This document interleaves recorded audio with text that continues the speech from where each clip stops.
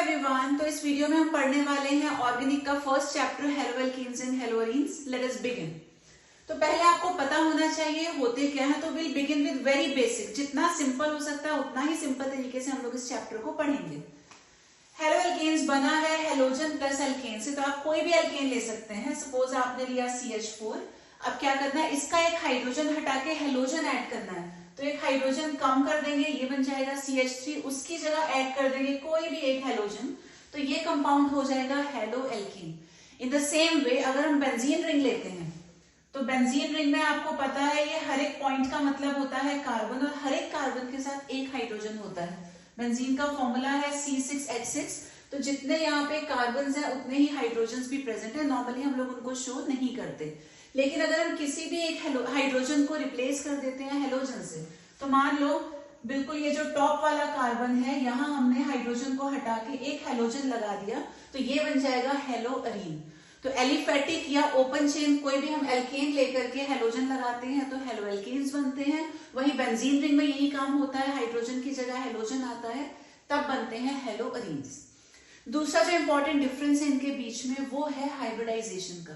तो halo alkanes के case में आप कोई भी एल्केन ले सकते हैं, मीथेन, इथेन, प्रोपेन, कुछ भी आप ले लीजिए। तो क्या होगा, हर एक पॉइंट पे तो यहाँ हाइड्रोजन होगा। मान लो यहाँ पे इस पर्टिकुलर हाइड्रोजन की जगह हम हेलोजन ला चुके हैं, तो ये हाइब्रिडाइजेशन क्या होगा, हेलो एल्केन्स के केस में हमेशा इट विल बी sp3, क्योंकि चारों बॉन्ड सिंगल है। सिंगल के केस में the result is going to be sp3।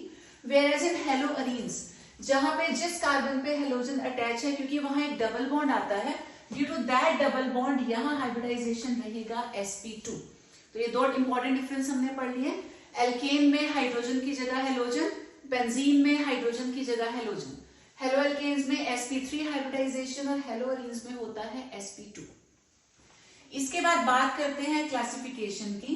देखिए अब यहाँ डिटेल में हम लोग कुछ नहीं पढ़ रहे हैं, हम बेसिक ट्रिक्स पे जाएंगे कि जितना इजी कम टाइम में आप लोग लर्न कर सको। तो जब क्लासिफिकेशन की बात करके कई तरीके से क्लासिफिकेशन होता है। पहले बात कर लेते हैं on the basis of number of halogen atoms, कितने हेलोजन एटम्स प्रेजेंट हैं। अब इसके बेसिस पे हमारे पास हो सकते हैं मोनो हेलो एल्केन्स, मोनो की जगह डाई हो सकते हैं, डाई की जगह ट्राई या पॉली भी उसको हम बोल सकते हैं। अब एल्केन को एरीन से भी रिप्लेस कर सकते हैं। अगेन एलिफेटिक है, ओपन चेन है, तो वर्ड यूज होगा एल्केन, और अगर बेंजीन रिंग आ गई तो हम लोग वर्ड यूज कर लेंगे अरीन। अदरवाइज कॉन्सेप्ट वही रहेगा। एक हेलोजन है, सपोज हमारे पास है CH3X, या बेंजीन रिंग में हमारे पास एक हेलोजन है, तो ये हो गया मोनो हेलो। तो mono halo alkane and mono hello Areen. और अगर हमारे पास किसी एक कंपाउंड के अंदर दो हेलोजन आ जाते हैं, तो ये हो जाएगा डाई हेलो कंपाउंड। ऐसा ही बेंजीन रिंग के केस में भी पॉसिबल है, दो हेलोजन हम लोग लगा सकते हैं। सिमिलरली अगर किसी कंपाउंड में हम तीन हेलोजन को शो कर देते हैं, तो ये बन जाएगा ट्राई हेलो एल्केन। और यहाँ पे सेम काम हम बेंजीन रिंग में कर सकते हैं, तो ये हो जाएगा try hello Areen. Mono hello compounds को फर्दर डिस्कस कर लेते हैं। तो यानी कि जिनके पास एक हेलोजन है, they are further classified as 1 degree, 2 degree, 3 degree, यानी कि प्राइमरी, सेकेंडरी एंड टर्शियरी। अब पता लगाते हैं कैसे। तो आपने चेक करना है हेलोजन जिस कार्बन से जुड़ा है।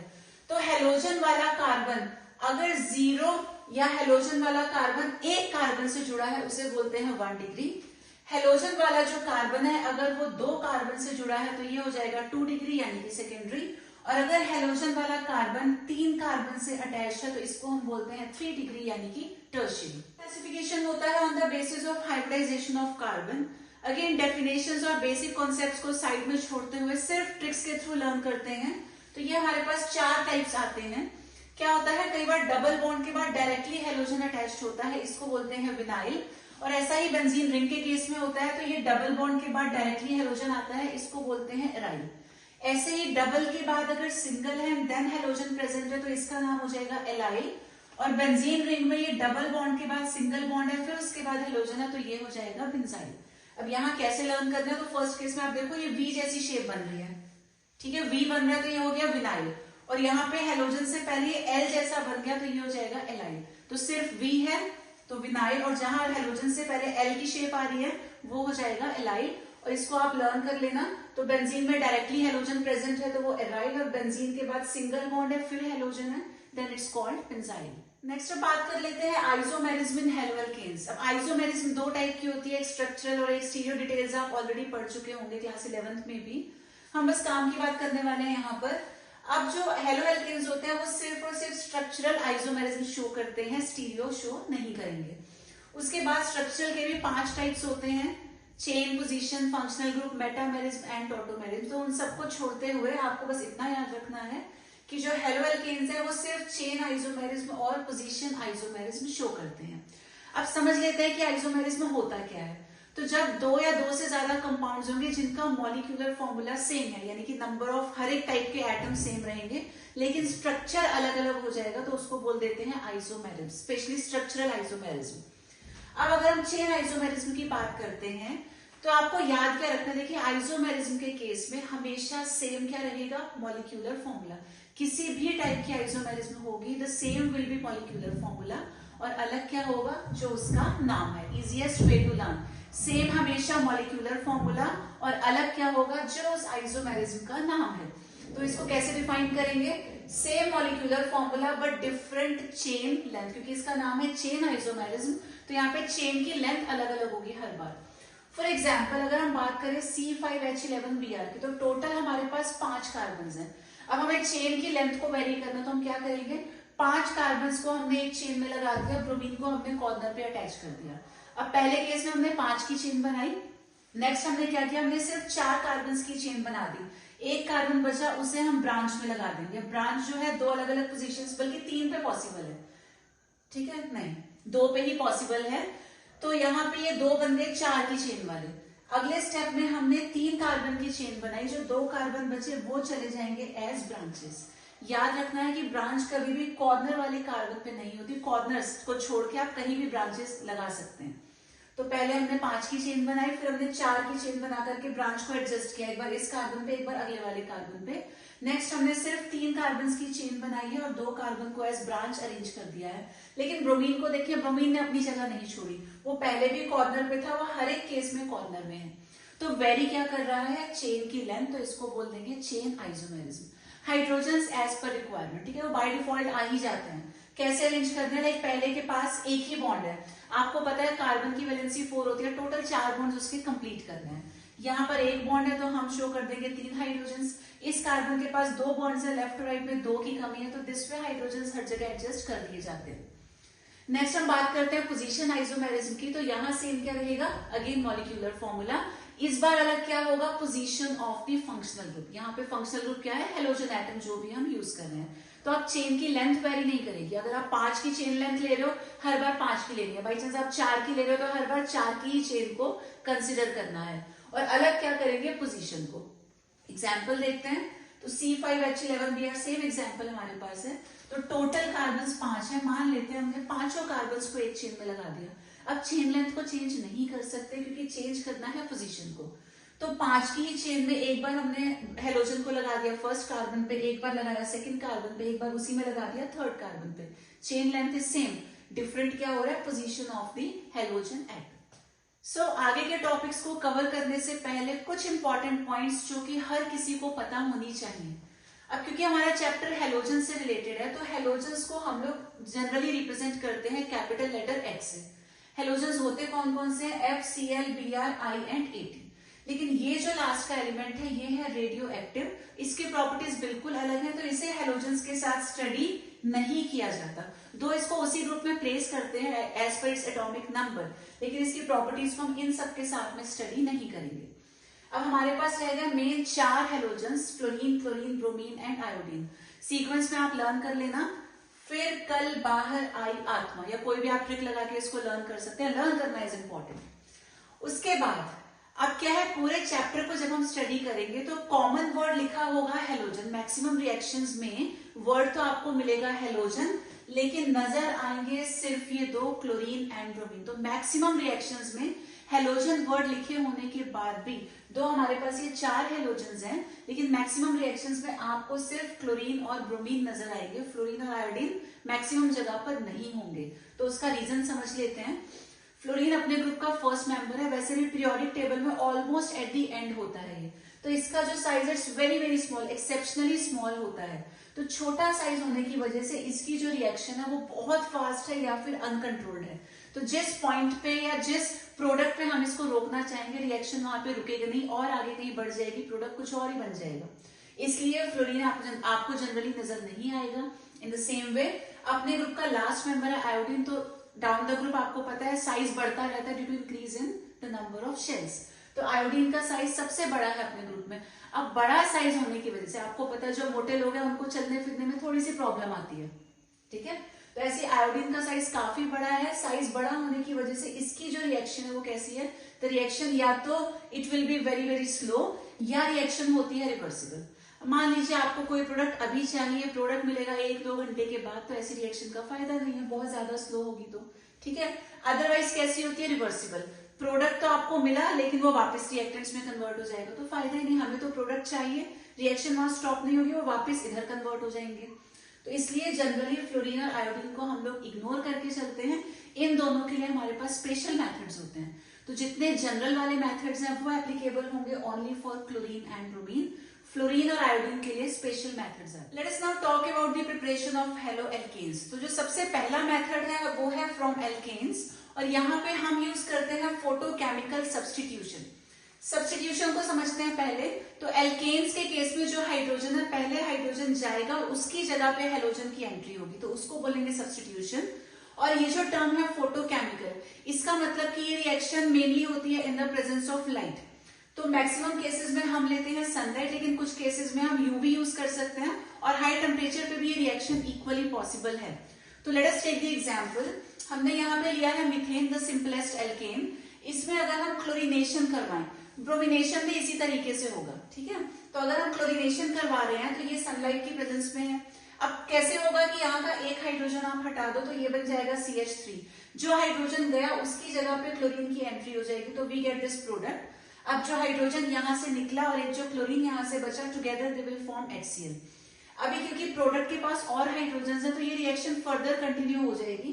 तो CH3Cl plus Cl2 in presence of sunlight again process वही रहेगा। हाइड्रोजन हम एक कम कर देंगे, उसकी जगह एक क्लोरीन की एंट्री हो जाएगी, तो ये बनेगा CH2Cl2 प्लस सिमिलर तरीके से बन गया HCl। CH2Cl2 will further undergo chlorination in presence of sunlight, तो वही होगा, एक हाइड्रोजन रिप्लेस हो जाएगा एक क्लोरीन से, तो हमें मिलेगा CHCl3 प्लस HCl। और CHCl3 की रिएक्शन अगेन होगी क्लोरीन के साथ इन प्रेजेंस ऑफ सनलाइट। अब क्या होगा, ये लास्ट वाला हाइड्रोजन पे रिप्लेस हो जाएगा विद 1 क्लोरीन, प्रोडक्ट हो गया CCl4 and side product is HCl। अब यहाँ पे ये जो एंटायर प्रोसेस होता है, this occurs by free radical mechanism.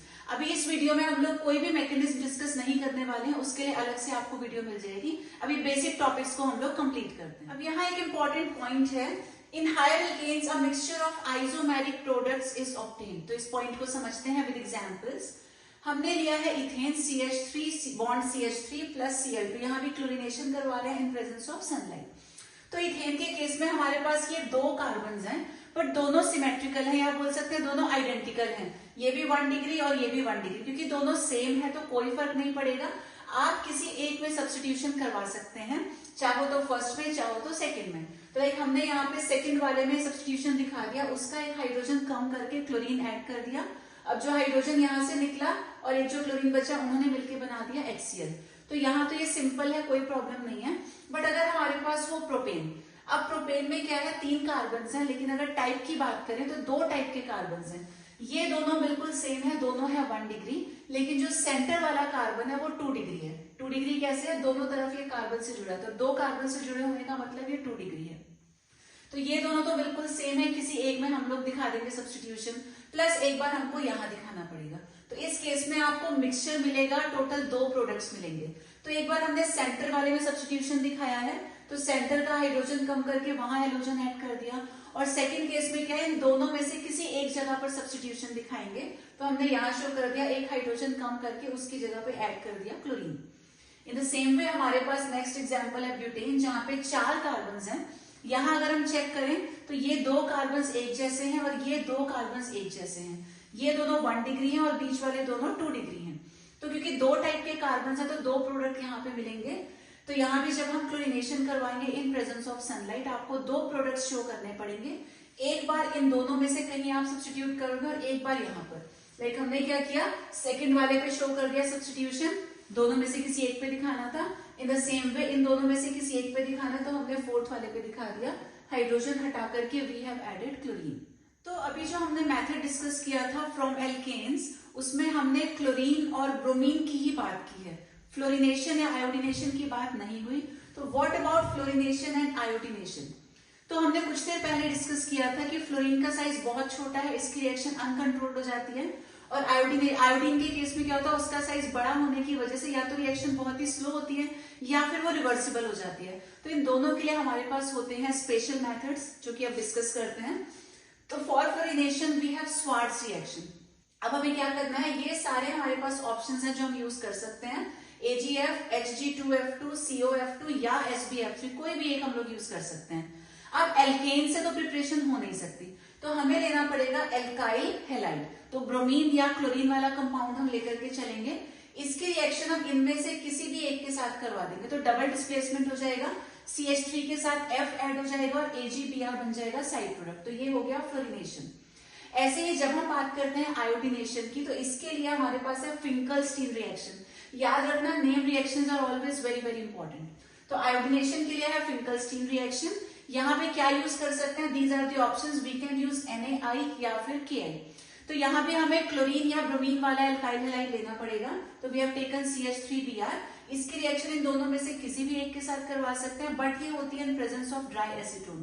Process वही रहेगा, यहाँ पे डबल डिस्प्लेसमेंट हो जाएगा, CH3 के साथ आयोडीन आ जाएगा, ये बन गया iodide, NaBr will be the side product.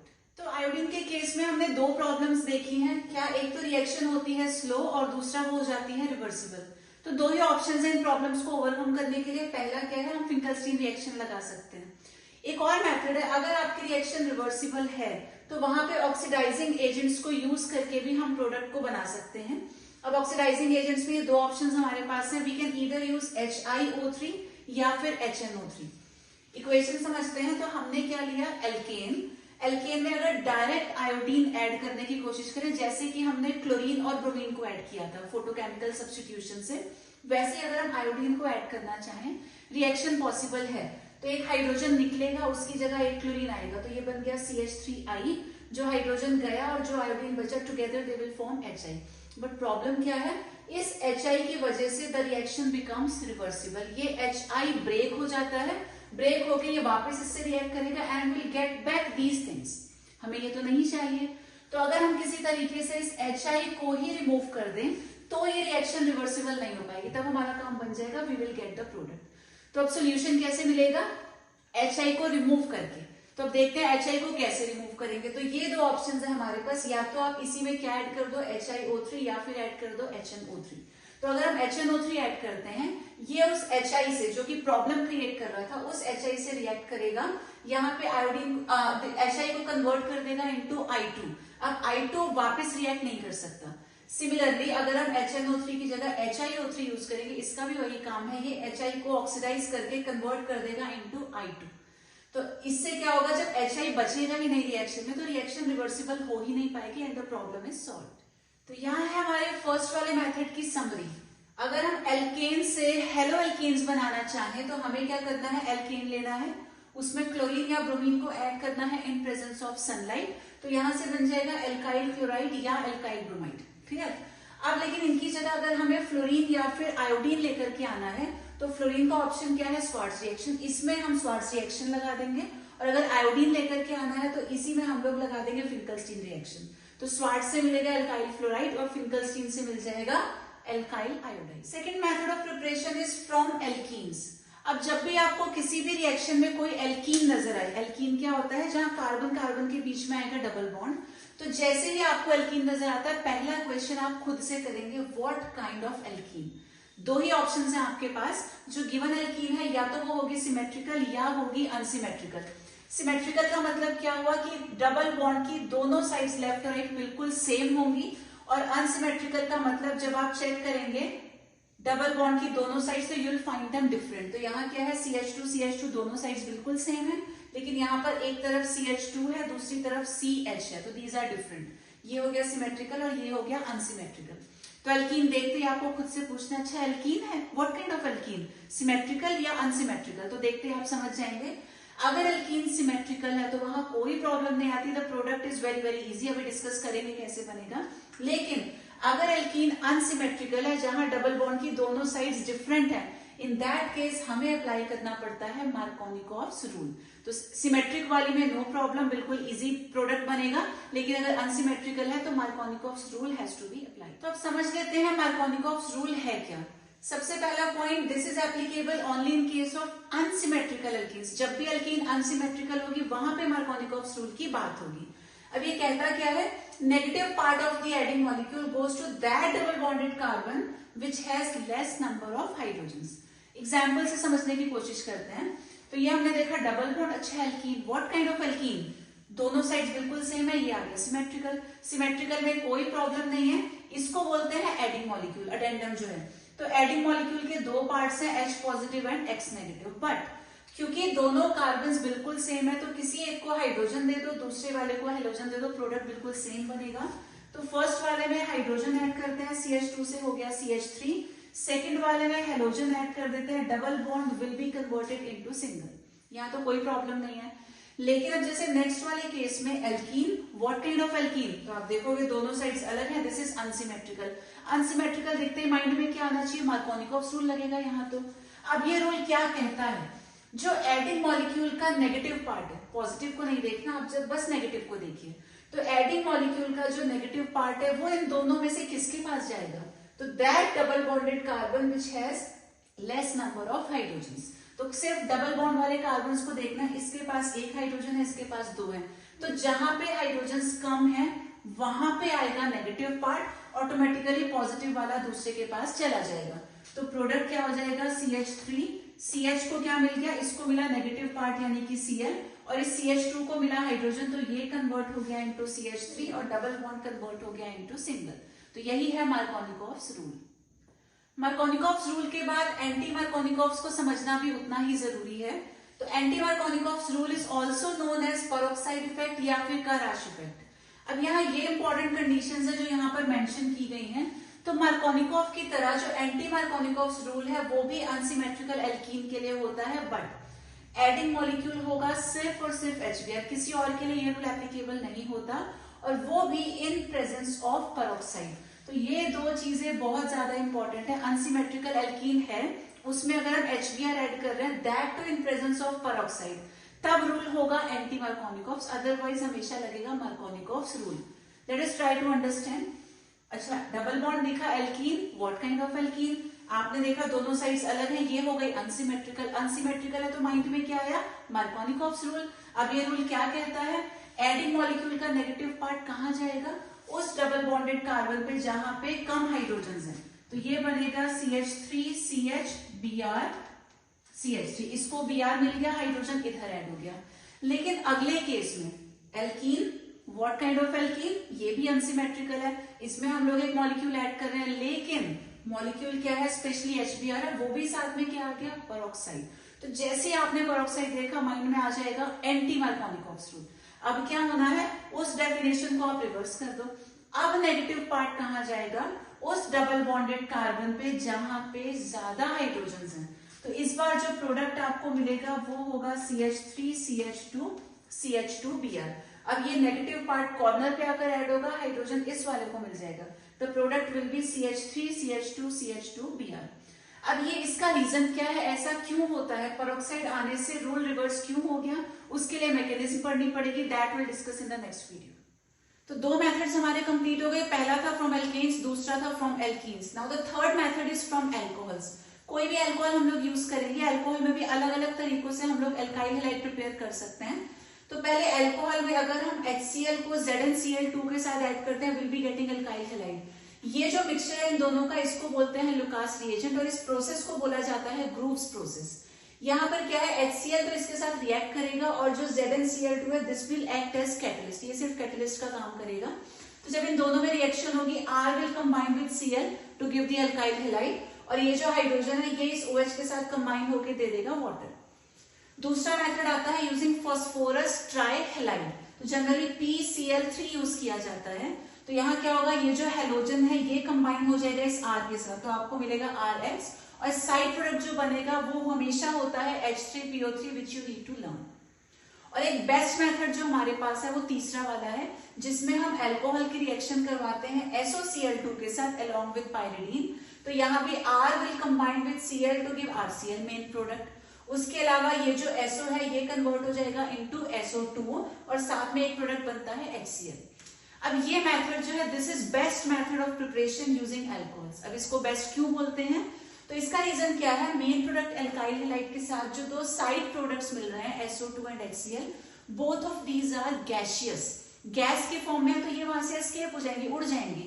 तो हमें इन तीनों को सेपरेट करने वाली कोई प्रॉब्लम नहीं है। ऐसा नहीं है कि तीनों एक साथ है तो हम उसमें से RCl को निकाल रहे हैं, तो ये दोनों बीइंग गैसेस वहां से एस्केप हो जाएंगे and we will get only the desired product. अब एक बड़ा अच्छा सा क्वेश्चन हमारे पास है, अभी हमने पढ़ा कि अल्कोहल को इजीली हम लोग हेलोअल्केन में कन्वर्ट कर सकते हैं। 3 मेथड्स हमने पढ़ लिए, ठीक है। क्या उसी तरीके से फिनॉल को हेलोअरीन में कन्वर्ट कर सकते हैं? फॉर एग्जांपल, अगर अल्कोहल को HCl के साथ रिएक्ट करवाएं तो हमें क्या मिल जाएगा, RCl।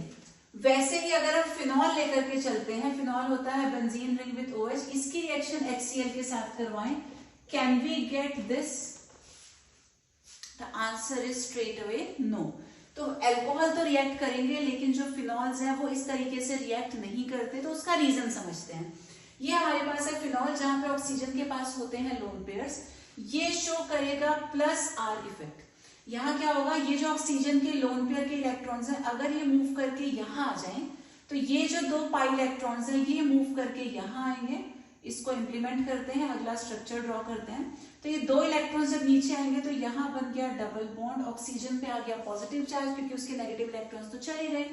No change, no change, और ये 2 इलेक्ट्रॉन्स निकल के बाहर आ गए, तो इस पॉइंट पे हमने शो कर दिया ये 2 इलेक्ट्रॉन्स। अब क्या होगा, बाहर वाले इलेक्ट्रॉन्स अंदर जाएंगे तो अंदर वाले इलेक्ट्रॉन्स बाहर आएंगे। मूवमेंट हमेशा सिंगल स्टेप का होता है, बहुत दूर तक इलेक्ट्रॉन्स मूव नहीं करेंगे, एक स्टेप मूव कर सकते हैं। तो अब ऊपर वाले पार्ट में कोई चेंज नहीं है, यहाँ कोई चेंज नहीं है, ये दोनों इलेक्ट्रॉन्स अंदर चले गए यहाँ पर, और ये दोनों निकल के बाहर आ गए यहाँ पर। अब क्या होगा, ये बाहर के इलेक्ट्रॉन्स फिर से गए अंदर अपनी नेक्स्ट पोजीशन पे, और अंदर वाले निकल के आ गए बाहर अपनी नेक्स्ट पोजीशन पे। तो यहाँ पे बाहर फिर से कोई चेंज नहीं है, सेम हमने कॉपी कर दिया, इधर भी चेंज नहीं है। ये दोनों अंदर चले गए, यहाँ बॉन्ड बना दिया, बॉन्ड वाले बाहर निकल के आ गए। फाइनली क्या होगा, ये इलेक्ट्रॉन्स अपनी नेक्स्ट पोजीशन पे जाएंगे तो इनको जाना पड़ेगा वापस। Final structure is something like this, ये दोनों अंदर आ गए, ये वापस गया, तो यहाँ बचा सिंगल बॉन्ड, ऑक्सीजन का लोन पेयर आ गया वापस। तो यहाँ फ्रॉम दिस रेजोनेंस प्रोसेस हमें क्या नजर आ रहा है कि जिस बॉन्ड को हम सिंगल मान रहे थे, हमें तो ऐसे ही दिख रहा था फिनॉल में जो OH जुड़ा हुआ है वो सिंगल बॉन्ड से जुड़ा है, बट एक्चुअली उसके पास है partial double bond character. Resonance की वजह से वो डबल बॉन्ड कैरेक्टर शो करता है। अब आपको पता है सिंगल बॉन्ड को ब्रेक करना इजी है, अगर ये प्योरली सिंगल होता तब तो OH वाला बॉन्ड टूटता, OH की जगह पे हम हेलोजन को ऐड कर देते, बट डबल बॉन्ड कैरेक्टर आने की वजह से बॉन्ड टूटेगा ही नहीं, तो जब OH जाएगा ही नहीं तो वहां हेलोजन के आने का तो चांस ही नहीं है। Therefore, phenols do not react like alcohols. Let us now move on to preparation of haloarenes. तो पहला जो मेथड आता है वो आता है हेलोजनेशन ऑफ बेंजीन। हमें स्टार्ट करना है बेंजीन से, इसमें हेलोजन ऐड करना है। अगेन वही वाला पॉइंट आप याद रखो, हेलोजन्स तो है 4, fluorine, chlorine, bromine, iodine. Fluorine को लेना नहीं है due to small size, iodine को नहीं लेना due to very large size. तो 2 ही ऑप्शंस बचते हैं, क्लोरीन एंड ब्रोमीन। तो अगर हम बेंजीन का क्लोरीनेशन करवाते हैं, यहाँ पे हमें लुईस एसिड यूज करना पड़ता है। तो मान लो हमने ले लिया AlCl3, अब होगा क्या, ये हाइड्रोजन और एक क्लोरीन एलिमिनेट हो जाएंगे एज HCl, और जहां से ये बॉन्ड ब्रेक हुआ वहां पे बचा हुआ क्लोरीन आकर के ऐड हो जाएगा, हमें मिल गया क्लोरोबेंजीन। इसी तरीके से एक बार हमने लिया है बेंजीन, इसमें हम लोग ऐड करें ब्रोमीन, फिर से लुईस एसिड तो हमको लेना ही पड़ेगा, तो we have taken anhydrous AlBr3। Reaction उसी तरीके से होगी, ये हाइड्रोजन और एक ब्रोमीन मिलके एलिमिनेट हो जाएंगे एज HBr, और जब ये बॉन्ड टूट ही गया तो एक बचा हुआ ब्रोमीन यहाँ पर ऐड हो जाएगा, विल बी गेटिंग ब्रोमोबेंजीन। कुछ और मेथड्स ऑफ प्रिपरेशन डिस्कस कर लेते हैं। अब ये है स्पेशल मेथड्स, ठीक है। तो 2 नेम रिएक्शंस हैं फिर से। तो एक मेथड है सैंडमेयर्स रिएक्शन। यहाँ पे हमें क्या करना है, we have to start with aniline. Benzene with NH2 group is known as aniline. Aniline में हम ये कंडीशंस अप्लाई करेंगे, NaNO2 प्लस HCl, टेम्परेचर रहेगा 0 to 5 डिग्रीज।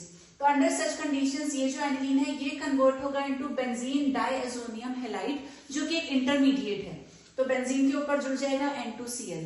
फाइनली इसको हम कन्वर्ट करेंगे इनटू फर्दर प्रोडक्ट्स। उसके लिए या तो हम यूज करेंगे CuCl along with HCl या फिर CuBr along with HBr। तो अगर ये Cl वाली कंडीशन है तो क्लोरोबेंजीन बन जाएगा, और ब्रोमीन वाली कंडीशन है तो ब्रोमोबेंजीन बनेगा। बिल्कुल इसी रिएक्शन के जैसे हमारे पास एक है गैटरमैन रिएक्शन। तो यहाँ भी हमें सेम एनिलीन यूज करना है। अंडर सेम कंडीशंस ये भी कन्वर्ट हो जाएगा इनटू बेंजीन डाइएजोनियम हैलाइड। अब एक बहुत छोटा सा, बहुत माइन्यूट सा डिफरेंस है। पहले केस में हमने जो CuCl along with HCl लिया था, अभी हमें सिर्फ कॉपर लेना है। CuCl की जगह सिर्फ कॉपर है, बाकी सब कुछ सेम है। यहाँ CuBr की जगह पे अगेन सिंपल कॉपर है, रेस्ट एवरीथिंग इज सेम। तो जब हम ये HCl यूज कर रहे हैं क्लोरोबेंजीन मिलेगा, HBr के केस में विल बी गेटिंग ब्रोमोबेंजीन। बात कर लेते हैं केमिकल प्रॉपर्टीज ऑफ हेलोएल्केन्स। पहली आती है वुड्स रिएक्शन, जहां पे कराई जाती है रिएक्शन विद सोडियम मेटल।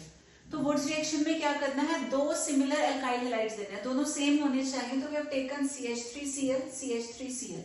अब दो ही मोल हम लेंगे सोडियम मेटल के। तो वुड्स में सोडियम मेटल आपको याद रखना है। तो reaction occurs in presence of dry ether. होगा क्या, ये जो पार्ट है ये एलिमिनेट हो जाएगा। सोडियम मेटल है, मेटल्स आर इलेक्ट्रोपॉजिटिव।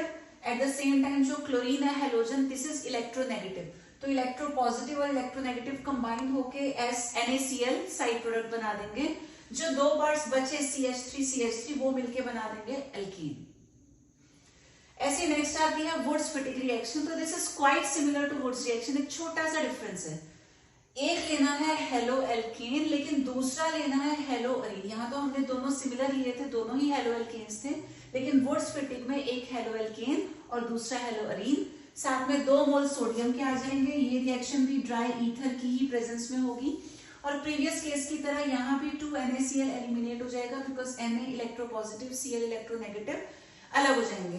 जो 2 पार्ट्स बचे CH3 will be added to the benzene ring. Next we have reaction with magnesium metal. अब सोडियम के बाद बात करेंगे मैग्नीशियम की। तो यहाँ पे होता है फॉर्मेशन ऑफ ग्रिग्नार्ड रिएजेंट। बहुत ही इंपॉर्टेंट रिएक्शन है but easy at the same time. तो हमने लिया एल्काइल हैलाइड, इसमें हमने ऐड कर दिया मैग्नीशियम। जो रिएक्शन होगी वो ड्राई ईथर की प्रेजेंस में होगी। अब एक छोटी सी ट्रिक है आपके लिए, कैसे आप याद रखेंगे। तो Mg मतलब माजी। अब 2 बच्चे हैं, दोनों में झगड़ा हो रहा, तो माजी क्या करेंगी, दोनों के बीच में आ जाएंगी। बस इतना सा कॉन्सेप्ट आपको याद रखना है। मैग्नीशियम वाली एक ही रिएक्शन है आपके सिलेबस में। तो जहां Mg लिखा, Mg यानी कि माजी, माजी यानी कि दोनों के बीच में आके लड़ाई झगड़े को रोक देना। तो हमारे पास R और X 2 बच्चे हैं, बीच में आई माजी। माजी ने क्या करना है, इन दोनों के बीच में एंट्री लेनी है। तो R और X के बीच में Mg। तो जब भी माताजी बीच में आ जाएंगी, इसको हम लोग बोल देते हैं ग्रिग्नार्ड रिएजेंट। अब एक चीज ध्यान रखना है, जब भी माजी हो पास में तो पानी मत गिरा देना, ठीक है। अगर आपने माजी के सामने पानी गिराया तो क्या होंगे, आपके टुकड़े हो जाएंगे। वही काम यहाँ करना है। वाटर का मतलब 2 पार्ट्स, एक H और एक OH। अब क्या होगा, जो छोटा वाला पार्ट है वो इस R को मिल जाएगा, तो यहाँ से बन जाएगा RH। अब ये जो माजी है, माजी के पास पहले एक X था और दूसरा क्या मिल जाएगा, OH। तो माजी के पास एक X था, दूसरा आ गया OH। एक और एग्जाम्पल लेते हैं। हमारे पास है CH3Br प्लस Mg। तो अगेन याद रखना, ड्राई ईथर की ही प्रेजेंस में रिएक्शन है, बिल्कुल मॉइस्चर होना नहीं चाहिए। जैसे ही आपने माजी को देखा, माजी की एंट्री करवानी है इन दोनों के बीच में, तो ये बन गया CH3MgBr। अब इसकी प्रेजेंस में अगर पानी आ गया, पानी आया तो माताजी ने तोड़ देना है। क्या करेंगे, यहां से ब्रेक होगा, छोटा वाला पार्ट इसको मिलेगा, ये बन गया CH4। Mg के पास था Br, दूसरा आ जाएगा OH। तो इसी टॉपिक से एक इंपॉर्टेंट कंसेप्चुअल क्वेश्चन भी बन जाता है। जनरली पूछा जाता है कि ये जो ग्रिग्नार्ड रिएजेंट है, why must it be prepared under anhydrous conditions. Anhydrous का मतलब कि वहां मॉइस्चर नहीं होना चाहिए। तो बस क्या रीजन है कि अगर ग्रिग्नार्ड रिएजेंट को मॉइस्चर मिलेगा तो ग्रिग्नार्ड रिएजेंट विल डिकम्पोज। अब वहां तोड़ना फोड़ना नहीं लिखना, प्रॉपर लैंग्वेज में क्या होगा, Grignard reagent will decompose to give alkanes. The next property is reaction with KOH। बहुत ही ध्यान से सुनना है, एक छोटा सा कॉन्सेप्ट है बट अगेन इंपॉर्टेंट।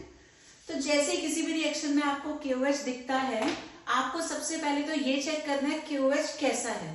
तो ये 2 टाइप्स का हो सकता है, या तो होगा एक्वस KOH या फिर होगा एल्कोहलिक KOH। अब दोनों में बहुत ज्यादा डिफरेंस है।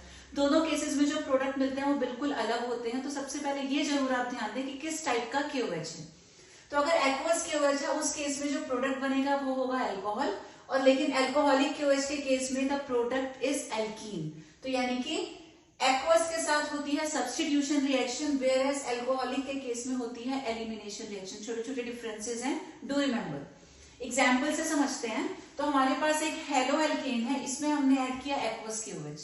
अब एक्वस पूरा वर्ड भी लिखा हो सकता है, शॉर्ट में AQ के फॉर्म में भी हो सकता है। तो हमने देखा एक्वस KOH है, तो एक्वस क्या करेगा, सब्स्टिट्यूशन करवाएगा। ये नेगेटिव पार्ट चला जाएगा और इसका नेगेटिव पार्ट अंदर आ जाएगा। तो यहाँ क्या है, R पॉजिटिव X नेगेटिव है, यहाँ पे K पॉजिटिव OH नेगेटिव। तो kind of double displacement reaction चलेगी। X को हटा दो, OH को ले आओ, तो ये बन गया ROH। अब ये जो X निकला और एक ये K बचा, together they will form KX। एक और एग्जांपल है, हमने लिया CH3Cl प्लस KOH, साथ में एरो के ऊपर दिखा दिया वाटर। तो इस फॉर्म में भी कई बार आपको दे देते हैं, तो ये भी आप समझ जाना, वाटर है, वाटर का मतलब क्या है, एक्वस। तो ये अगेन एक्वस KOH है। तो एक्वस KOH क्या करता है, क्लोरीन की जगह पे OH को लेके आएगा। तो अगेन KOH का मतलब K पॉजिटिव OH नेगेटिव, यहाँ भी first part positive second negative. Negative को हटाओ, दूसरा नेगेटिव एंटर करा दो, तो ये बन गया CH3OH। अब ये जो दो पार्ट्स बचे हैं, together they will form KCl। लेकिन अगर हम एल्कोहलिक KOH यूज कर रहे हैं तो वहां पे रिएक्शन बिल्कुल बदल जाती है, प्रोडक्ट भी अलग हो जाता है। Suppose we have this CH3CH2Cl, इसमें हमने ऐड किया एल्कोहलिक KOH। अब यहाँ भी एक चीज ध्यान देना कि कई बार तो एल्कोहलिक KOH लिखा होता है और कई बार एल्कोहलिक लिखने की जगह यहाँ तो सिंपल KOH लिखेंगे, इधर लिख देंगे इथेनॉल या वो लिख देंगे C2H5OH। तो यहाँ से आपको खुद समझना है, इथेनॉल इज एन एल्कोहल और C2H5 क्या होता है, इथेनॉल। तो अगेन दिस इज एल्कोहल, तो यानी कि एल्कोहलिक KOH की बात हो रही है। तो ऐसा गिवन हो या एरो के ऊपर ये चीजें लिखी हो, उस पर जरूर ध्यान देना। तो अगर किसी हेलो एल्केन में हम एल्कोहलिक KOH ऐड करते हैं, the product is an alkene. करना क्या है, एक कार्बन का तो हेलोजन एलिमिनेट हो जाएगा और उसका जो पड़ोसी है उस पड़ोसी से जाएगा हाइड्रोजन। वेरी वेरी इंपॉर्टेंट, ऐसा ना हो कि आप एक ही कार्बन से दोनों चीजें एलिमिनेट कर दें, कंफ्यूज हो जाएंगे, प्रोडक्ट नहीं बना पाएंगे। तो क्या करना है, एक कार्बन से रिमूव करना है हेलोजन और उसके पड़ोसी से रिमूव करना है हाइड्रोजन। तो यहां से हाइड्रोजन गया, यहां से क्लोरीन गया, दोनों के बीच में क्या आ गया, डबल बॉन्ड। अब साइड प्रोडक्ट कैसे बनेंगे, तो ये जो K पॉजिटिव है Cl नेगेटिव के साथ जुड़ के बना देगा KCl, और ये जो OH नेगेटिव था ये यहाँ का हाइड्रोजन लेगा, together they will form water. अभी हमने देखा ना, यहाँ से हाइड्रोजन जाएगा तो वो हाइड्रोजन और OH बनाएंगे वाटर, यहाँ से क्लोरीन जाएगा तो Cl और K मिलके बना देंगे KCl। तो एक्वस है तो एल्कोहल बनेगा, सिर्फ सब्स्टिट्यूशन होगा, हेलोजन हटाओ OH को ऐड कर दो। लेकिन अगर एल्कोहलिक है तो एल्कीन बनेगा, यहां से भी हटाओ, इसके पड़ोसी से भी हटाओ, इन that case alkene will be. अब ये रीजन समझना भी बहुत जरूरी है कि एक्वस KOH और एल्कोहलिक KOH में ऐसे अलग अलग प्रोडक्ट्स हमें क्यों मिलते हैं, तो उसको समझते हैं।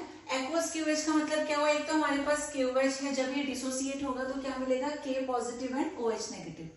एक्वस का मतलब होगा पानी, तो हमारे पास वाटर भी है, वाटर को डिसोसिएट करेंगे तो will be getting H positive and OH negative. जब इस एक्वस KOH को हम किसी हेलो एल्कीन में ऐड करते हैं, मान लेते हैं हेलोजन वाला पार्ट पहले रिमूव हो गया, तो अगर Cl नेगेटिव चला जाता है, क्या बचेगा, CH3CH2 पॉजिटिव।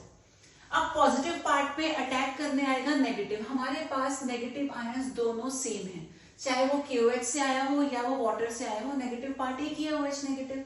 तो इस positive pay OH negative attack करने आएगा, पॉजिटिव और नेगेटिव के बीच में अट्रैक्शन हुआ, दोनों आपस में जुड़ गए, द प्रोडक्ट इज एल्कोहल। लेकिन अगर हम एल्कोहलिक KOH यूज करते हैं, KOH तो वैसे डिसोसिएट होगा into K positive and OH negative. अब एल्कोहलिक में कोई भी अल्कोहल ले सकते हैं, तो suppose we have taken ethanol C2H5OH, इसका डिसोसिएशन होगा तो ये H पॉजिटिव अलग हो जाएगा, क्या बचेगा, C2H5O नेगेटिव। अब हमने क्या किया, हेलो एल्कीन में एल्कोहलिक KOH ऐड किया, यहाँ भी सेम मान लेते हैं कि सपोज हेलोजन अलग हो गया, हेलोजन के जाने से ये बना CH3CH2 पॉजिटिव। अब पॉजिटिव पे अटैक करने आएगा नेगेटिव, लेकिन इस केस में हमारे पास दो अलग अलग नेगेटिव पार्ट्स हैं, एक है OH नेगेटिव और दूसरा है C2H5O नेगेटिव, दोनों आ गए अटैक करने के लिए। अब आउट ऑफ द टू ये जो होता है C2H5O negative ethoxide, this is a stronger base, OH के कंपैरिजन में ये काफी स्ट्रॉन्ग है, तो इससे पहले कि OH नेगेटिव आकर के जुड़े, जो स्ट्रॉन्ग है वो जीतेगा, ठीक है। तो स्ट्रॉन्ग क्योंकि ये बेस है, बेस क्या करेगा, हाइड्रोजन को खींच लेगा। जैसे एसिड्स हाइड्रोजन आयन रिलीज करते हैं, वैसे बेसिस हाइड्रोजन आयन को एक्सेप्ट करते हैं। तो ये क्या करेगा, इससे तो छीन नहीं पा रही है, ऑलरेडी पॉजिटिव है, तो इसके पड़ोसी का हाइड्रोजन छीन लेगा, तो यहाँ से एक हाइड्रोजन लेके किसमें कन्वर्ट हो जाएगा, C2H5OH में। अब इसका भी एक पार्ट चला गया, यहाँ ऑलरेडी एक पार्ट मिसिंग था, दोनों के बीच में आ जाएगा double bond, that is why alkene is formed. तो अब जब एलिमिनेशन की बात हो ही रही है कि अल्कोहलिक KOH के केस में एलिमिनेशन होगा, यहाँ पे एक इंपॉर्टेंट रूल है नोन एज सेडजेफ रूल, जिसे पढ़ना बहुत जरूरी है। स्टेटमेंट बाद में डिस्कस करेंगे, हम सीधा एग्जाम्पल पे आते हैं। इफ वी हैव दिस, इस कंपाउंड में हमने अल्कोहलिक KOH को ऐड किया। अब हमें ये तो पता है कि जब भी हम अल्कोहलिक KOH ऐड करेंगे किसी भी हेलो एल्केन में, तो वहां होगा एलिमिनेशन। एक कार्बन से जाएगा हेलोजन और उसके पड़ोसी से जाएगा हाइड्रोजन, ठीक है, सिंपल लैंग्वेज में हमने अभी पढ़ा था। अब यहाँ प्रॉब्लम क्या है कि इस कार्बन का हेलोजन तो एलिमिनेट हो जाएगा, अब इसके दो पड़ोसी हैं, एक लेफ्ट में और एक राइट में, कहां से एलिमिनेशन करवाएं, ऐसा कुछ हमने अभी तक पढ़ा नहीं है। तो आप इजी तरीके से समझते हैं, इसका एक पड़ोसी लेफ्ट में और एक पड़ोसी राइट में। मान लो हम लेफ्ट वाले पड़ोसी से एलिमिनेशन करवा देते हैं, इसका हाइड्रोजन हटा देते हैं, तो इस कार्बन से क्लोरीन जाएगा, इस कार्बन से हाइड्रोजन जाएगा, ये दोनों मिलके बीच में क्या बना लेंगे, डबल बॉन्ड। लेकिन इस केस में डबल बॉन्ड कहाँ आएगा, कॉर्नर पे आ जाएगा, टर्मिनल पोजीशन पे। कॉर्नर वाले डबल बॉन्ड्स बहुत ज्यादा रिएक्टिव होते हैं, तो यानी कि ये नहीं बनेगा। अब अगर हम इसके साथ इसके राइट वाले पड़ोसी की बात करें, जो राइट साइड वाला कार्बन है, तो मान लेते हैं इसका हम हेलोजन एलिमिनेट करेंगे और इस कार्बन का ये हाइड्रोजन हटा देते हैं, तो इन दोनों के बीच में यहाँ आएगा डबल बॉन्ड। इस केस में डबल बॉन्ड अब कॉर्नर पे तो नहीं है, बीच में कहीं आ रहा है, तो this is comparatively more stable. और अगर एक्चुअल सेडजेफ रूल की टर्म्स में हम बात करें, तो उसके हिसाब से एलिमिनेशन कहां से होगा, जहां पे ब्रांचिंग ज्यादा होगी। तो अगर हम यहां से एलिमिनेट करते हैं, इसके पास तो कोई ब्रांच है ही नहीं, बट अगर हम इधर वाले कार्बन से एलिमिनेट करते हैं, इसके पास हमें दो ब्रांचेस नजर आ रही हैं, तो जहां ज्यादा ब्रांचेस हैं वहां से हमेशा एलिमिनेशन होगा। The next property is reaction with KCN and AgCN. Again reaction easy है, लेकिन एक काफी इंपॉर्टेंट यहाँ पे डिफरेंस है। अगर आप किसी भी अल्काइल हाइड की रिएक्शन KCN के साथ करवाएंगे, the product will be cyanide, और KCN की जगह AgCN यूज करते हैं, the product will be isocyanide. Examples देखते हैं, तो हमने लिया CH3Cl, इसमें ऐड कर दिया KCN। तो हेलो एल्केन की प्रॉपर्टीज काफी सिंपल है, क्या होता है, इसका नेगेटिव पार्ट चला जाता है और दूसरे का नेगेटिव पार्ट आ जाता है। तो मैक्सिमम रिएक्शंस में आपको यही करना है। तो हम Cl को हटा देंगे, उसकी जगह क्या ले आएंगे, Cn। तो ये CH3Cn बन गया, which is called cyanide. K will combine with Cl to give KCl as the side product. लेकिन अगर आप सेम कंपाउंड में KCN की जगह AgCN मिला देते हैं, तो इस बार क्या बनेगा, CH3Cn की जगह ऑपोजिट डायरेक्शन से जुड़ेगा और आपको मिलेगा CH3NC। इसको बोलते हैं isocyanide. Side product Ag plus Cl हो जाएगा AgCl। ठीक है, इसको जरूर याद रखना, KCN में साइनाइड और AgCN में बनेगा आइसोसाइनाइड। अब बात करते हैं इसकी रीजन की। तो जो AgCN है ये होता है कोवेलेंट कंपाउंड। कोवेलेंट है तो ये ब्रेक नहीं होगा। ठीक है, अब हमने कोई भी हेलो एल्केन लिया, इसमें हमने ऐड कर दिया AgCN। अब AgCN अपने आप तो ब्रेक होगा नहीं, कार्बन जो है वो बीच में छुपा हुआ है, एक तरफ Ag है एक तरफ नाइट्रोजन, तो वो अटैक नहीं कर सकता। अटैक कौन करेगा, सिर्फ ये जो कॉर्नर वाला नाइट्रोजन है, ये आकर इधर अटैक कर देगा, हेलोजन चला जाएगा, तो बॉन्ड जो बनेगा नाइट्रोजन की साइड से बनेगा। तो यहाँ पे क्या बन जाएगा, R के साथ NC, उसके बाद Ag और X अलग हो जाएंगे। पहले नाइट्रोजन की तरफ से अटैक होगा, तो जब वो इसके साथ बॉन्ड बनाने लगेगा तब यहाँ ये वाला बॉन्ड ब्रेक होगा।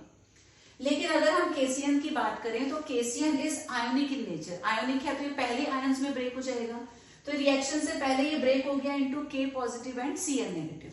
अब अगर Cn नेगेटिव को देखें, ये यहाँ से भी फ्री है और यहाँ से भी फ्री, दोनों कॉर्नर्स हैं, तो ये कार्बन की तरफ से भी अटैक कर सकता है और नाइट्रोजन की तरफ से भी।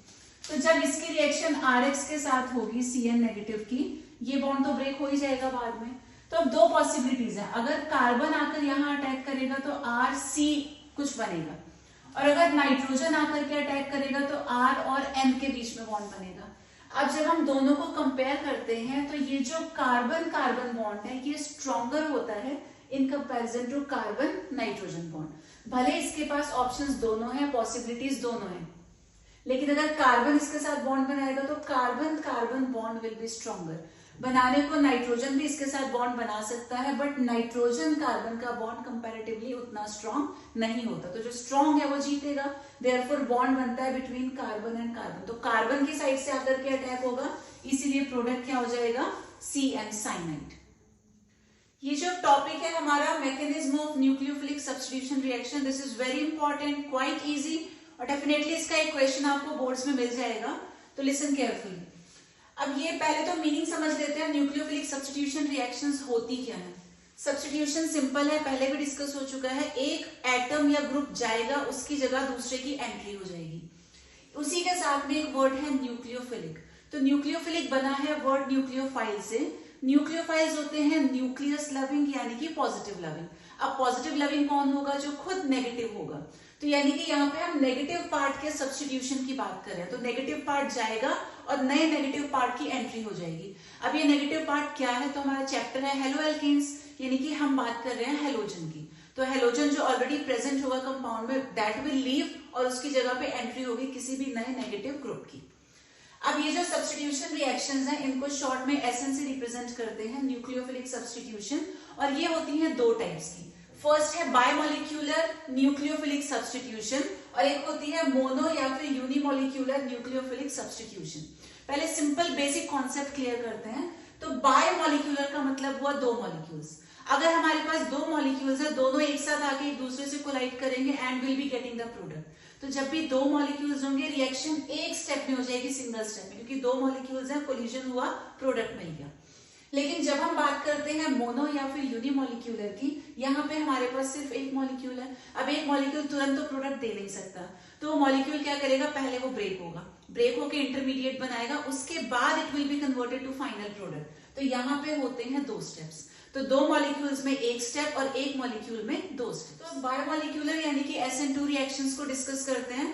तो बायोमोलिक्यूलर का मतलब हुआ दो मॉलिक्यूल्स। अब हमने यहाँ पे ये दो स्पीशीज ली हैं। एक तो हमारा मेन ऑर्गेनिक मॉलिक्यूल है हेलोएल्केन, तो क्लोरोमीथेन हमने ले रखा है। सपोज इसकी रिएक्शन हम OH नेगेटिव से करवाते हैं। अब बड़े ध्यान से सुनना है। अब OH नेगेटिव इस मॉलिक्यूल पर अटैक करने आएगा, ठीक है। तो जब अटैक करने आएगा तो ये खुद जो है वो नेगेटिव है और यहाँ जो हेलोजन है, halide ion, is also negative. तो अगर OH नेगेटिव Cl नेगेटिव की ही डायरेक्शन से अप्रोच करेगा, इन दोनों में हो जाएगा रिपल्शन और इस रिपल्शन की वजह से the reaction is not possible. तो OH नेगेटिव को क्या करना पड़ेगा? वो Cl के सामने से तो आ नहीं सकता, तो OH नेगेटिव जाएगा ऑपोजिट डायरेक्शन में।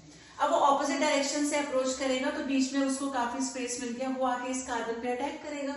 तो जैसे वो अटैक करने की कोशिश करेगा, बॉन्ड बनाने की कोशिश करेगा, मीनवाइल ये जो बॉन्ड है वीक होना स्टार्ट हो जाएगा। कुछ देर के बाद क्या होगा? पुराना बॉन्ड ब्रेक हो जाएगा, Cl वाला, OH नेगेटिव का बॉन्ड यहाँ पर बन जाएगा। अब अगर Cl नेगेटिव को हम हटा देते हैं तो हमें रिजल्ट कैसा दिख रहा है? Something like this. तीन हाइड्रोजन तो ऑलरेडी थे, बीच में कहीं से OH आ गया, तो ऐसा।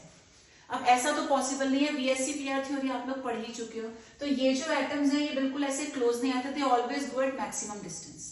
तो इस OH नेगेटिव को एकोमोडेट करने के लिए क्या होगा? जो ऑलरेडी यहाँ पे हाइड्रोजन प्रेजेंट है वो अपनी डायरेक्शन चेंज कर लेंगे। अब जो मेहमान आ रहा है उसको तो इंपॉर्टेंस देनी है, तो OH नेगेटिव को वो आने देंगे और वो खुद अपनी डायरेक्शन को चेंज करेंगे। तो all the hydrogens will shift to the other side, ताकि जो OH नेगेटिव है वो इजीली आकर के ऐड हो सके।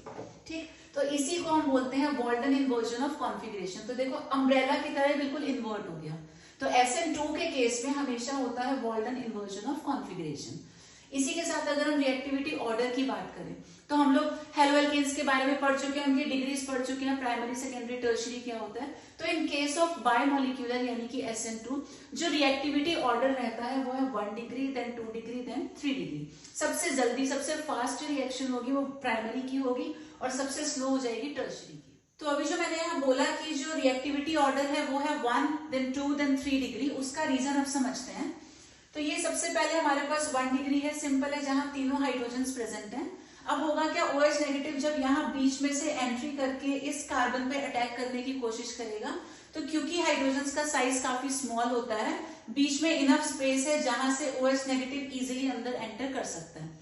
इसके बाद जब हम 1 डिग्री पे आते हैं जहां पे एक मिथाइल ग्रुप है, तो हाइड्रोजन के कंपैरिजन में methyl is a bulky group, उसका साइज काफी बड़ा है, दो छोटे छोटे हमारे पास हाइड्रोजन हैं। तो ये बल्की ग्रुप आने की वजह से जो फ्री स्पेस था पहले केस में वो थोड़ा सा रिड्यूस हो गया, बट स्टिल चांसेस हैं, क्योंकि एक मिथाइल है तो साथ में एक छोटा सा हाइड्रोजन है, कुछ ना कुछ स्पेस होगा, OH negative can easily enter. अब 1 डिग्री के बाद जब हम 2 डिग्री पे जाते हैं तो यहाँ क्या हुआ? दो बड़े बड़े मिथाइल ग्रुप्स आ गए, एक छोटा सा हाइड्रोजन है। अब मिथाइल्स के बीच में से एंटर कर पाना इज समवॉट लाइक डिफिकल्ट, तो OH नेगेटिव फिर भी यहाँ से आने की कोशिश करेगा और थोड़ी सी पॉसिबिलिटी है कि रिएक्शन हो जाए। लेकिन जब हम बात करते हैं फाइनली टर्शरी यानी कि 3 डिग्री की, यहाँ पे सारे के सारे ही बल्की ग्रुप्स हैं जिनके बीच में से OH की एंट्री ना के बराबर, इट्स लाइक इम्पॉसिबल। तो आप खुद ही सोचिए कहाँ सबसे इजी है। तो ये जो 1 डिग्री वाले केसेस है, यहाँ पे जो भी न्यूक्लियोफाइल आ रहा है उसकी एंट्री इजी है हाइड्रोजन के छोटे साइज होने की वजह से। देयरफॉर ये ऑर्डर निकल के आता है 1 degree, 2 degree and then 3 degree. Next आता है यूनिमोलिक्यूलर यानी कि SN1 रिएक्शंस। अब यूनिक मॉलिक्यूलर का मतलब सिर्फ एक मॉलिक्यूल। तो ये हमने एक मॉलिक्यूल लिया, सबसे पहले क्या होगा, न्यूक्लियोफाइल की प्रेजेंस में ये डिसोसिएट होगा। डिसोसिएट होगा तो Br नेगेटिव अलग हो गया, इस वाले कार्बन पे आएगा पॉजिटिव चार्ज, ये बन गया कार्बोकेटायन। अगले स्टेप में इस कार्बोकेटायन पे जो भी नया न्यूक्लियोफाइल है वो अटैक करेगा और इनके बीच में बन गया प्रोडक्ट।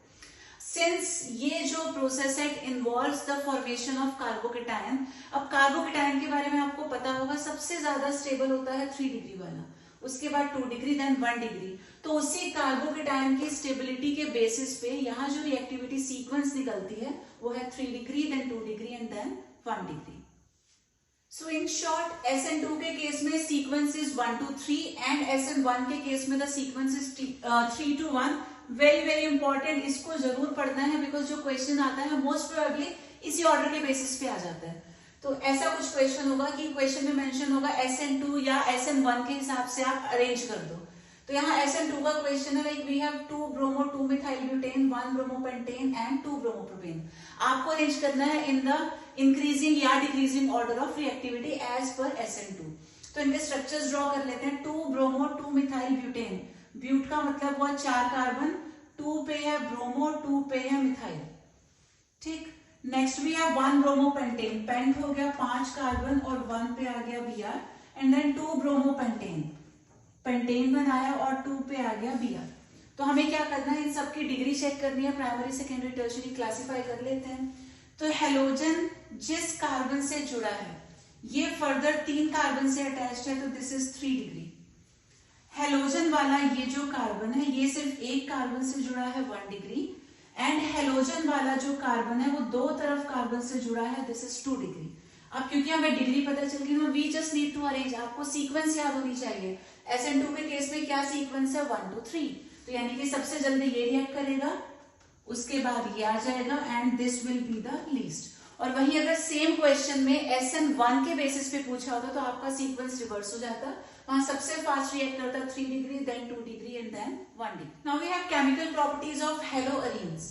सबसे पहले इसमें आती है वुड्स-फिटिग रिएक्शन, ये थोड़ी देर पहले भी डिस्कस हुई थी। तो वुड्स-फिटिग में एक आपको लेना है हेलोएल्केन और दूसरा आपको लेना है हेलोअरीन। They'll react with sodium metal in presence of dry ether। Method वही रहेगा, सोडियम क्योंकि मेटल है इलेक्ट्रोपॉजिटिव है, हेलोजेंस होते हैं इलेक्ट्रोनेगेटिव, ये मिलके बना देंगे NaCl और एज साइड प्रोडक्ट यहाँ से एलिमिनेट हो जाएंगे। बाकी जो 2 पार्ट्स बचे मिथाइल और benzene ring, they will combine together to give toluene. ऐसे नेक्स्ट आती है फिटिग रिएक्शन। यहाँ क्या करना है, थोड़ा सा मॉडिफाई कर देना है इसको। फिटिग के केस में दोनों आपको हेलोअरीन्स लेने हैं, तो दोनों साइड में हेलोअरीन है, 2 सोडियम के साथ रिएक्ट करेंगे इन presence of dry ether. Again process बिल्कुल सेम, ये सेंटर का जो पार्ट है पॉजिटिव और नेगेटिव एलिमिनेट हो जाएगा in the form of NaCl।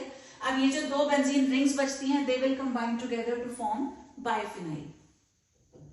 The next reaction is Grignard. As far as I remember, ये आपको याद हो गया होगा।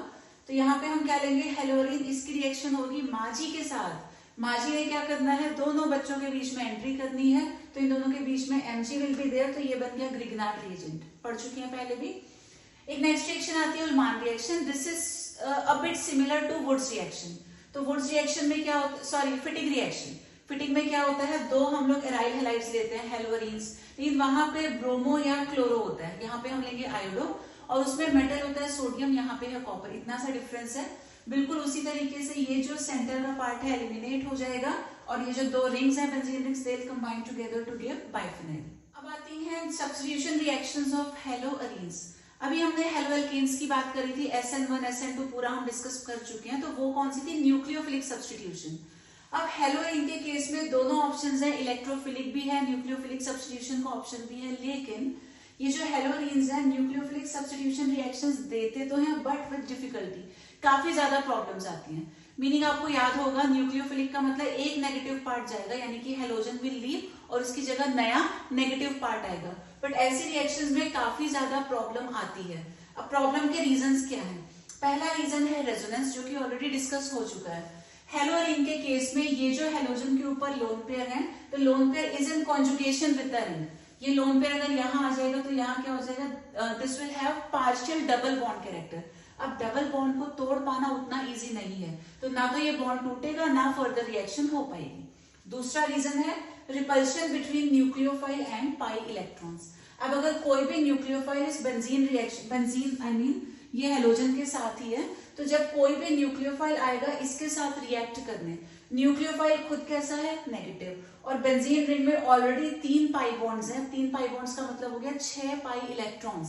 सारे इलेक्ट्रॉन्स नेगेटिव है, न्यूक्लियोफाइल भी नेगेटिव है। इससे पहले कि वो रिएक्ट करे, दोनों के बीच में रिपल्शन हो जाएगा, न्यूक्लियोफाइल अप्रोच ही नहीं कर पाएगा, बहुत प्रॉब्लम हो जाएगी उसके लिए। लास्ट आता है हाइब्रिडाइजेशन। हेलोएल्केन्स में हाइब्रिडाइजेशन होता है sp3, whereas हेलोअरीन्स के केस में द हाइब्रिडाइजेशन इज sp2। अब sp2 के केस में अगर आप s कैरेक्टर कैलकुलेट करोगे तो ये निकल के आएगा 33.3%। ठीक है, कैसे कैलकुलेट करना, टोटल परसेंट इज ऑलवेज 100। अब 100 को एक s है और 2 p है, टोटल 3 हो गए, तो 100 को 3 से डिवाइड करेंगे तो ये निकल के आ जाएगा अराउंड 33.3%। काफी ज्यादा हो गया s कैरेक्टर। तो जब s कैरेक्टर ज्यादा होता है, इलेक्ट्रोनेगेटिविटी भी ज्यादा होती है। अब ये जो कार्बन है जिसने हेलोजन को पकड़ के रखा है, दिस इज हाईली इलेक्ट्रोनेगेटिव, क्योंकि ये इलेक्ट्रोनेगेटिव है, इलेक्ट्रॉन्स को टाइटली होल्ड करके रखेगा, उसकी वजह से भी हेलोजन का जा पाना मुश्किल है। हेलोजन जाएगा नहीं तो कोई नया न्यूक्लियोफाइल आएगा नहीं।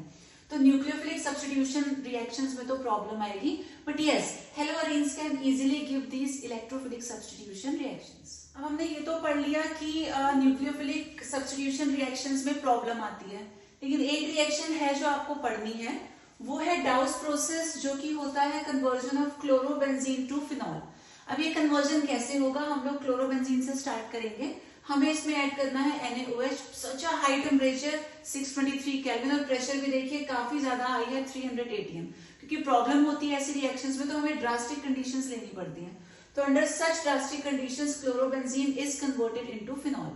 लेकिन हमारे पास ऑप्शन है, हम इस रिएक्टिविटी को इंक्रीज कर सकते हैं। उसके लिए हमें क्या करना है, कोई भी इलेक्ट्रॉन विथड्रॉइंग ग्रुप लेना है। तो suppose we have taken NO2। अब अगर हम एक NO2 ऐड कर देते हैं, ये NO2 क्या करेगा, जो यहाँ पे पाई इलेक्ट्रॉन्स है इनको अपनी तरफ खींचेगा। ये है इलेक्ट्रॉन विथड्रॉइंग ग्रुप, तो ये इलेक्ट्रॉन्स को अपनी तरफ खींचते हैं। तो जब ये नाइट्रो ग्रुप ये वाले इलेक्ट्रॉन्स को अपनी तरफ खींचेगा तो न्यूक्लियोफाइल का अटैक करना थोड़ा सा इजी हो जाएगा, क्योंकि न्यूक्लियोफाइल खुद भी नेगेटिव है और ये नेगेटिव इलेक्ट्रॉन्स की ही वजह से उसको एंट्री करने में प्रॉब्लम हो रही थी। तो अगर ये सारे इलेक्ट्रॉन्स नाइट्रो की तरफ चले जाते हैं तो उसकी एंट्री इजी हो जाएगी। तो इसलिए क्या हुआ, जब हमने एक नाइट्रो ग्रुप को इंट्रोड्यूस किया तो कंडीशंस पहले से कम हो गई। देखिए NaOH तो अभी भी लेना है, पहले जो 623 केल्विन टेम्परेचर था वो हो गया रिड्यूस हो गया 443 केल्विन, और पहले बहुत ज्यादा हाई प्रेशर की नीड थी, लेकिन अब नॉर्मल प्रेशर आ चुका है। तो अंडर दीज कंडीशंस Cl की जगह पे आ जाएगा OH ग्रुप। अगले केस में हमने एक की जगह 2 नाइट्रो ग्रुप्स ले लिए हैं ऑर्थो एंड पैरा पोजीशन पे। तो अब 2 मिलके क्या करेंगे, यहाँ के जो पाई इलेक्ट्रॉन्स है और स्ट्रांगली अपनी तरफ अट्रैक्ट करेंगे, ये भी करेगा और ये भी अपनी तरफ खींचेगा। अंदर इलेक्ट्रॉन डेंसिटी को कम करेंगे तो OH का आना इजी हो जाएगा। अब कंपेयर करिए, NaOH का टेम्परेचर पहले से भी रिड्यूस हो गया। फाइनली हमने क्या किया, 2 की जगह 3 नाइट्रो ग्रुप्स हमने ले लिए। अब ये तीनों क्या करेंगे, जो पाई इलेक्ट्रॉन था तीनों अपनी अपनी तरफ खींच के ले गए, तो न्यूक्लियोफाइल का आना काफी इजी है। तो इस बार हमें NaOH लेने की भी जरूरत नहीं है, we can just take water. Water से भी OH नेगेटिव मिल जाएगा, और टेम्परेचर देखो सिर्फ वाटर को हल्का सा वार्म करना है। तो इन कंडीशंस में जो Cl है that will be replaced by OH।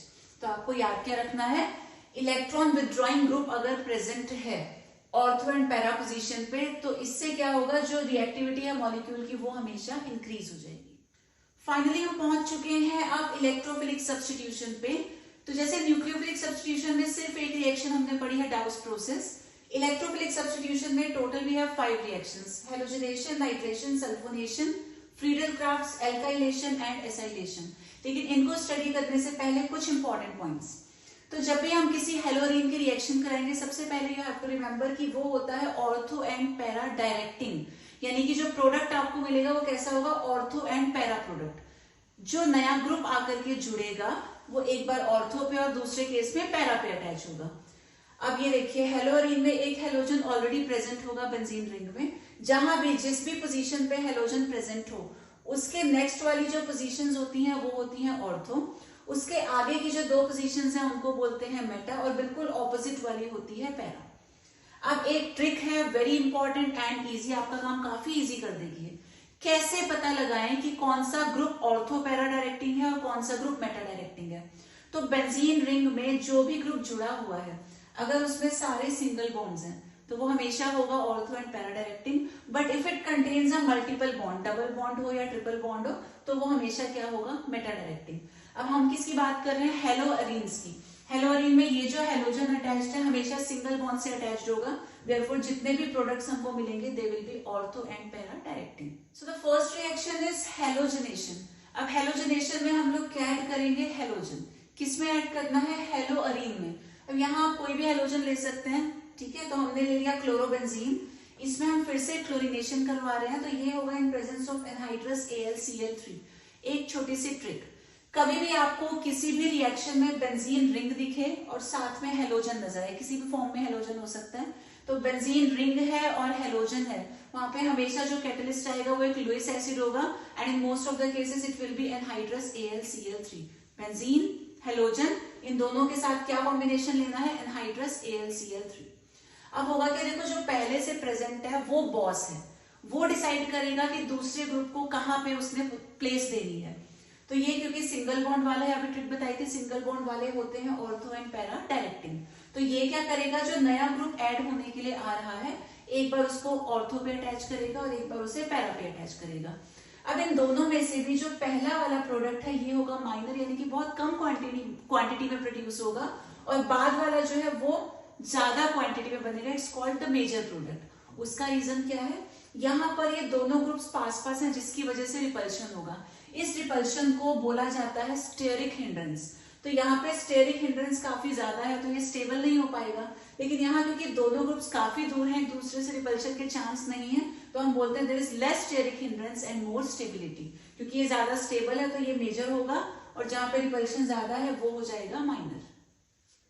Next है हमारे पास नाइट्रेशन। नाइट्रेशन में ये चीजें आप याद रखिएगा, नाइट्रेशन में रिएक्शन होती है विद नाइट्रिक एसिड यानी कि HNO3, लेकिन अटैच कौन सा पार्ट होगा? NO2 group will be attached.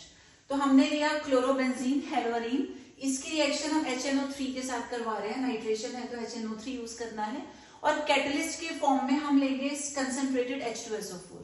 अब क्योंकि नाइट्रेशन है तो अटैच क्या होना है? NO2 group.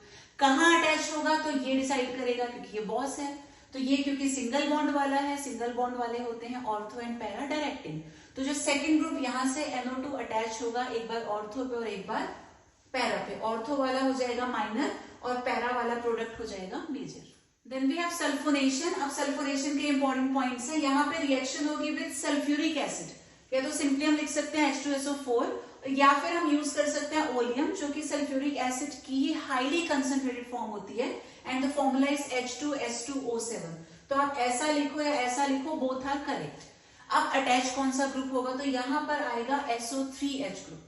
तो हमने लिया क्लोरोबेंजीन, इसकी रिएक्शन हम सल्फ्यूरिक एसिड के साथ करवा रहे हैं, सल्फोनेशन का मतलब सल्फ्यूरिक एसिड। तो SO3H ग्रुप अटैच होगा कहां पर? अगेन जो बॉस है जो पहले से प्रेजेंट है वो डिसाइड करेगा, वो सिंगल बॉन्ड वाला है, सिंगल बॉन्ड वाले होते हैं ऑर्थो एंड पैरा डायरेक्टिंग। तो इनकमिंग ग्रुप एक बार आ गया ऑर्थो पे और एक बार आ गया पैरा पे। फ्रीडल-क्राफ्ट्स एल्काइलेशन, यहाँ के पॉइंट्स क्या है? रिएक्शन होगी विद एल्काइल हैलाइड और अटैच क्या होगा? एल्काइल ग्रुप, क्योंकि नाम क्या है? एल्काइलेशन। तो एल्काइलेशन में एल्काइल ग्रुप जाके अटैच हो जाएगा और रिएक्टेंट के फॉर्म में हम लेंगे एल्काइल हैलाइड। तो वील स्टार्ट विद क्लोरोबेंजीन, इसकी रिएक्शन हम एल्काइल हैलाइड के साथ करवा रहे हैं। अभी आपको एक ट्रिक बताई थी मैंने, कभी भी बेंजीन दिखे और साथ में हेलोजन दिखे किसी भी फॉर्म में तो कैटलिस्ट हमें क्या लेना है? Anhydrous AlCl3। तो सेम कैटलिस्ट हमने यहाँ भी लिया। अब क्योंकि एल्काइलेशन की बात हो रही है, एल्काइल ग्रुप को हमने अटैच करना है। एल्काइल का मतलब ये CH3 कहाँ अटैच होगा? तो बॉस विल डिसाइड। बॉस है सिंगल बॉन्ड वाला यानी कि ऑर्थो एंड पैरा डायरेक्टिंग। तो जो इनकमिंग ग्रुप है, जो नया ग्रुप आ रहा है अटैच होने, ऑर्थो पे प्लस पैरा पे। फ्रीडल-क्राफ्ट्स एसाइलेशन, यहाँ पे रिएक्शन होगी विद एसाइल हैलाइड और अटैच क्या होगा? जो नाम है एसाइलेशन में acyl group has to be attached. तो हमने स्टार्ट किया क्लोरोबेंजीन से, इसकी रिएक्शन में हमने लिया है एसाइल हैलाइड, तो ये जो पूरा ग्रुप है ये एसाइल हो गया और ये हैलाइड हो गया। Again the same trick, benzene ring भी है, हेलोजन भी है, भले वो किसी भी फॉर्म में है, तो बेंजीन रिंग है, हेलोजन है, therefore the catalyst is anhydrous AlCl3। अब एसाइलेशन में ये पूरा एसाइल ग्रुप अटैच होगा, कहाँ अटैच होगा, the boss has to decide, boss है single bond ortho and para directing, तो यानी कि ये जो COCH3 वाला पार्ट है एक बार जुड़ेगा ऑर्थो पे और एक बार आ जाएगा पैरा पे।